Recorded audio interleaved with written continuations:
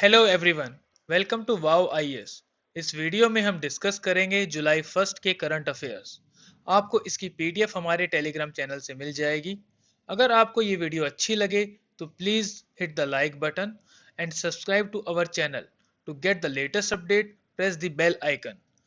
जुलाई 1 के current affairs में we will be discussing about following topics. First two topics are related with ecology. First one is Globa andersoni plant and second one is Assam keelback snakes. ये दो species हैं जो बहुत time के बाद दोबारा से मिली हैं. Third topic will be G4 flu virus. ये एक पेंडेमिक थ्रेट बनता जा रहा है वर्ल्ड के लिए. ये रिसेंटली चाइना में डिस्कवर किया गया है. Next one is stamp duty on mutual funds. This is topic from the economics point of view. The last topic is Santhal rebellion. अभी अभी due to Covid virus Jharkhand has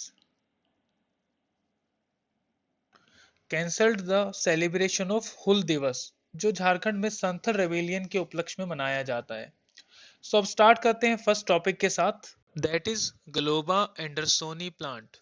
it is a rare species जो 136 years के बाद rediscover हुई है सिक्किम हिमालयाज में near Teesta river valley.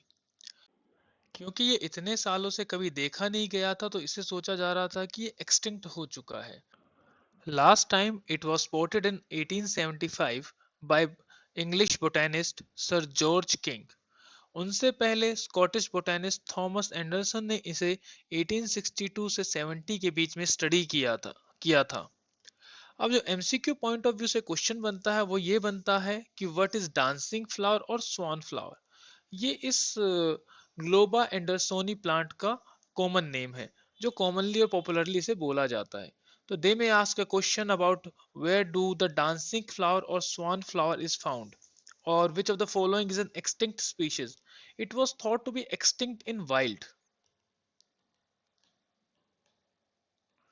but इसकी rediscovery ने इन वाइल्ड शो कर दिया है कि ये एक्सटिंक्ट स्पीशीज नहीं है.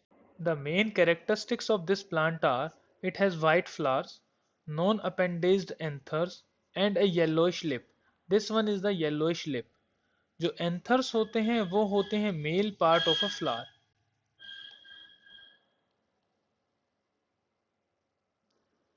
Now the second topic is Assam keelback snake. ये स्नेक नॉर्थ ईस्टर्न रीजन में मिलती है और ये लास्ट 139 ईयर्स से नहीं दिखाई दी थी. It was first discovered by Samuel Edward Peal in the Assam region. वो एक ब्रिटिश टी प्लांटर थे. Now why this snake is in news is that it has been rediscovered in 2018 in Poba Reserve Forest by World Institute of India team. ये species endemic है north eastern region के लिए. ये एक छोटी सी snake होती है जिसकी लेंथ होती है 60 सेंटीमीटर्स. ये ब्राउनिश कलर की होती है और इसकी जो बेली होती है वो पैटर्न्ड होती है, यानी उस पर कुछ ना कुछ डिजाइन सा बना रहेगा उसकी बेली के ऊपर. जो मेन रीजन है इस स्नेक के एक्सटिंक्ट होने का या इस स्नेक के ना पा जाने का वो ये है कि लॉस ऑफ हैबिटेट. ये लोलैंड ग्रीन फॉरेस्ट में मिलते हैं जो कि डिग्रेड होते गए हैं over a period of 100 years. इनका जो रीजन रहा है डिग्रेडेशन ऑफ द फॉरेस्ट और degradation of the habitat is first one is a tea plantation. यहाँ पे बहुत सारे टी प्लांटेशन हमको मिलते हैं आसाम रीजन में. Second one is the logging has taken place. Logging is would cutting. Wood को हार्वेस्ट करना या वुड को काटना for the use in household and daily human use. Next one is oil exploration and coal mining भी एक responsible reason है इसके लिए फॉर एक्सटिंक्शन और for not finding this species for a period of 100 years. Now the third topic is G4 flu virus. Recently in China, it has been discovered that a new strain of influenza virus is developing or infecting Chinese pigs. अब जो problematic चीज़ है वो ये है कि इसकी जो jeans हैं वो सिमिलर है स्वाइन फ्लू ऑफ 2009 पेंडेमिक्स के. साइंटिस्ट ने ये भी डिस्कवर किया है कि ये जो नया स्ट्रेन है ये डिसेंड हुआ है H1N1 स्ट्रेन से जो रिस्पॉन्सिबल था 2009 वाले स्वाइन फ्लू पेंडेमिक के लिए. दिस जो ये डिस्कवरी है ये over a period of 7 to 8 years की स्टडी के बाद की गई है from that was carried between 2011 to 2018 in 10 provinces of China. And G four strain में जो कैपेबिलिटी है वो है कि ह्यूमन टाइप रिसेप्टर्स को भी बाइंड कर सकता है. It is similar to that of the other pandemic viruses that humans are infected with, like SARS-CoV virus, which can bind with ACE2 receptors in humans. The G4 virus was able to copy itself in human airway epithelial cells. और यही एक हमारे लिए threat वाली बात है कि कहीं ये दूसरा पेंडेमिक क्रिएट ना कर दे. Due to viruses like swine flu or H1N1 and this G4 virus, swine industry is now considered as a new hotspot for diseases in humans because pigs act as intermediate host for generation of these pandemic influenza virus. The H1N1 infection of 2009 affected around 24% of the global population and the deaths were around 284,000 globally. So this shows that swine flu industry is now considered as a new hotspot for diseases in humans or for pandemics.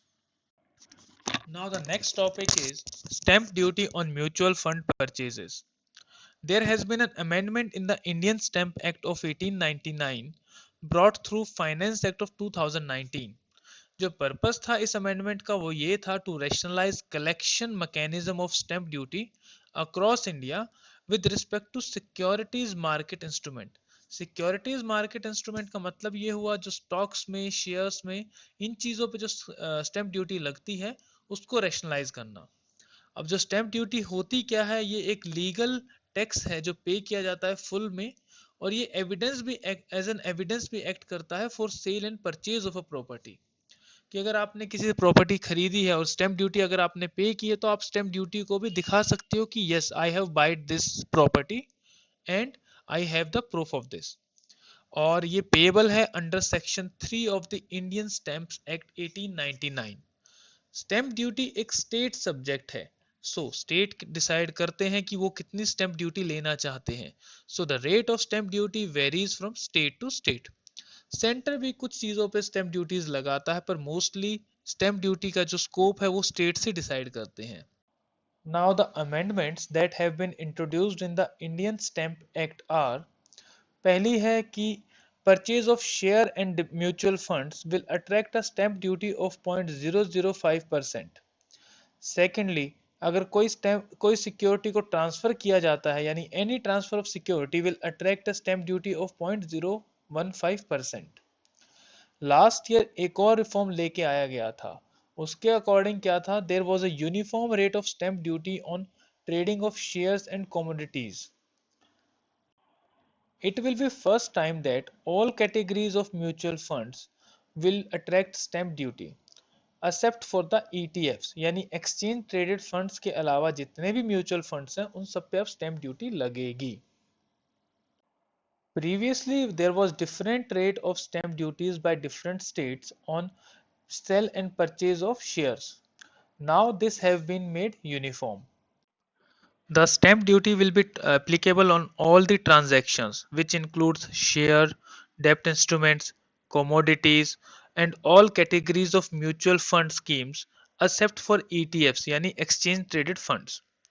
It will also be applicable if investor switches from one scheme to another scheme and in case of dividend reinvestment transaction. यानी जो dividend मिला है उसको दोबारा से री invest अगर करता है एक इन्वेस्टर तो उसके ऊपर भी स्टैंप ड्यूटी लगेगी. लॉन्ग टर्म इन्वेस्टर्स पे जो इम्पैक्ट होगा नॉमिनल रहेगा with respect to retail investors. यानी इम्पैक्ट हाइयर होगा उन इन्वेस्टर्स पे जो शॉर्ट टर्म इन्वेस्टमेंट्स में जाते हैं, फॉर एग्जांपल कॉर्पोरेट्स या बैंक्स.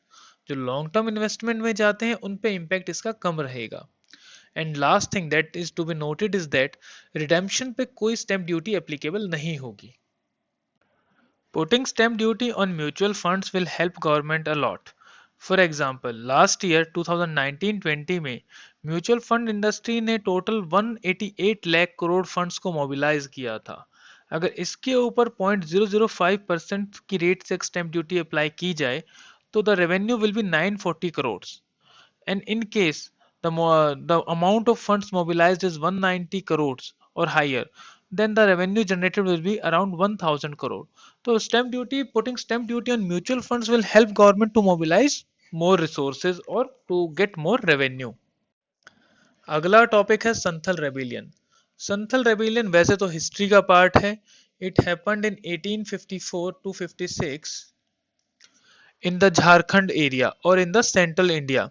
ये एक ट्राइबल मूवमेंट था and it was violent in nature. ये रिसेंटली न्यूज में क्यों है? ये न्यूज में इसलिए है बिकॉज झारखंड ने रिसेंटली सस्पेंड किया है या कैंसिल किया है annual public observance of the Hul Diwas.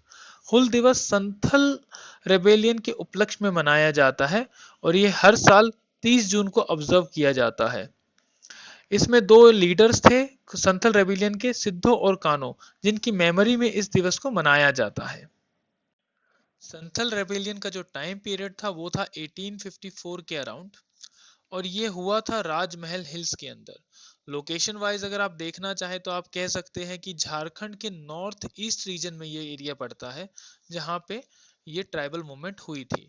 जो बेसिक कॉज था, जो बेसिक रीजन था इस मूवमेंट के पीछे, वो ये था operation by revenue officer, police, money landers and landlords. जो ट्राइबल्स थे वो इन लोगों को डिकूज कहते थे। डिकू इसका मतलब ये है कि आउटसाइडर्स। नाउ जो इसको लीड किसने किया था वो थे सिद्धो और कान्हो, दो लीडर्स थे इस मूवमेंट के पीछे। हालांकि 1856 के अराउंड इसको पूरी तरह से दबा दिया गया। सिद्धो मर गए थे 1855 में एंड कान्हो को अरेस्ट कर लिया गया था 1866 में। To pacify the tribals, government created a separate district known as Santhal Pargana. So the last topic of the day is State of the World Population Report. ये report United Nation Population Fund या United Nation Fund for Population Activities UNFPA release करता है। इस बार की theme है against my will, define the practices that harm women and girls and undermine equality.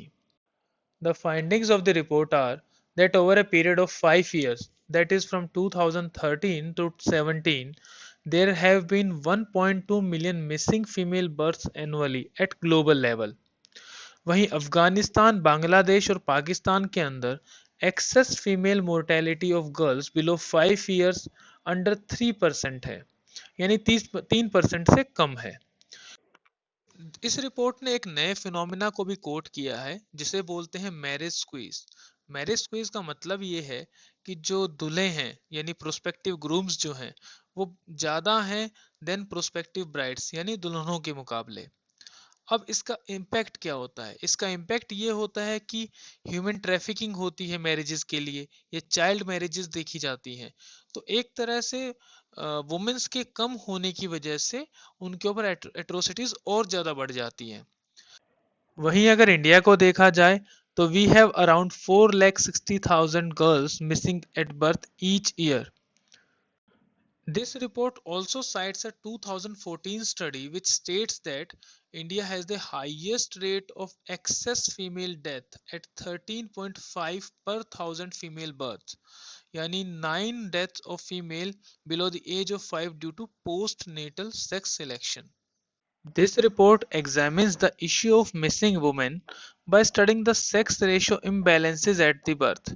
और ये होते क्यों हैं? ये होते हैं because of gender biased sex selection as well as due to excess female mortality, and it is resultant of the neglect of girl because of the culture of son preferences. And lastly what is excess female mortality? ये term हमने दो बार use की है। First time we have used in the case of Afghanistan, Bangladesh and Pakistan, and second time here we have used in the Indian context where we cited a report of 2014. So what is excess female mortality? It is the difference between observed and expected mortality of a girl child or avoidable death of a girl child during her childhood. यानी जो हम observe करते हैं deaths हो रही हैं girls की, और जो हम एक्सपेक्ट कर रहे थे कि ये गर्ल चाइल्ड की डेथ इतनी हो सकती है बिकॉज ऑफ सर्टेन रीजंस, जो नेचुरल रीजंस हम जिसे कह सकते हैं, उनमें जो डिफरेंस है उसे हम बोलते हैं excess female mortality. Now lastly, let us see what are the various aims or objectives of UNFPA. It is UN agency for delivering a world where pregnancy is wanted यानी अनप्रेग्नेंटेड प्रेगनेंसी ना हो। Secondly, every child birth is safe. Thirdly, every young person potential is fulfilled. So UNFPA's work involves improvement in reproductive health, including creation of national protocols and national strategies, birth control by providing supplies and services. This organization have recently been known for worldwide for its campaign against child marriages, female genital mutilations, and certain more initiatives like this. सो हम आज की video को यहीं पे ख़त्म करते हैं। Let's meet tomorrow for the 2 July 2020 current affairs. Have a nice day, good luck.